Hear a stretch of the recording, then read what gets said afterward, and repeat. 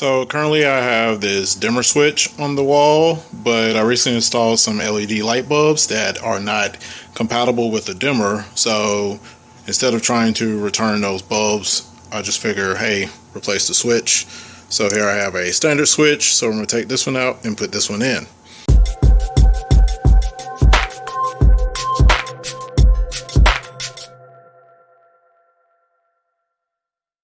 First things first, obviously shut off the electricity that goes to the switch and anything else that's connected to it.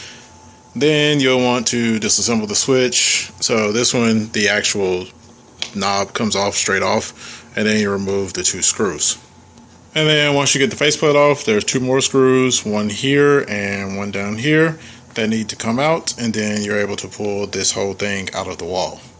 Alright, so as you see, I now have the box, the control out of the box, or the switch out of the box. What you're looking at here is actually two hots. So you have a hot incoming and then a hot return.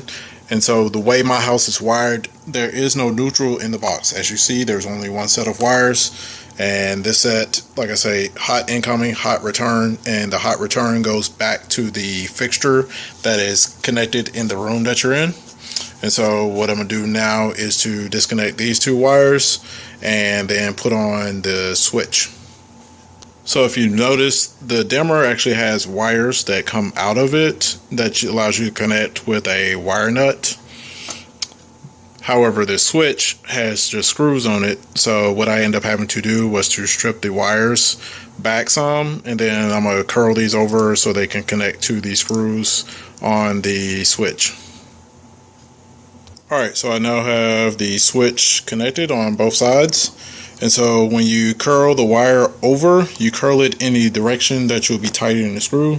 So this one is curled in this clockwise direction, because when you tighten the screw, remember, righty tighty, lefty loosey.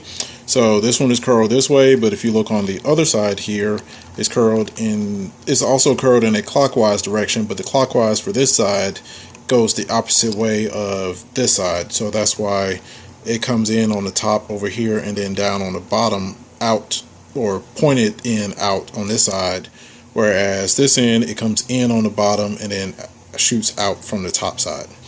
And also check which way is on and off. As you see, this says off, that says on. So if you install the switch back in the box upside down, that'll be a big problem, because you'll have to flip it in a very unconventional way to get it to turn on.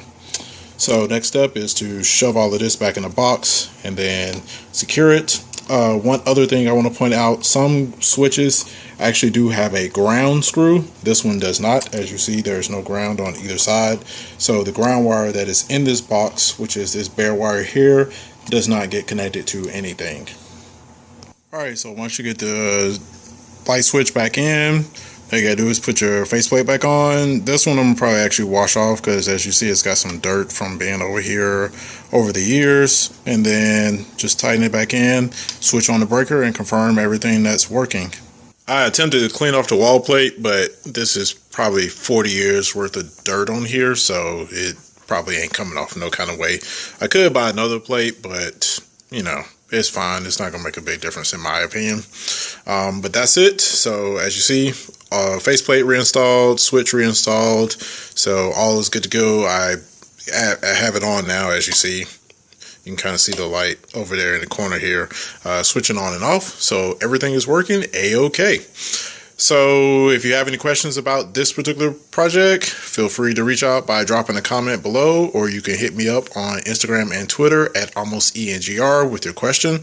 Also, if you're not already, please be sure to subscribe by clicking the subscribe button below, and please give this video a thumbs up. Until next time, peace out.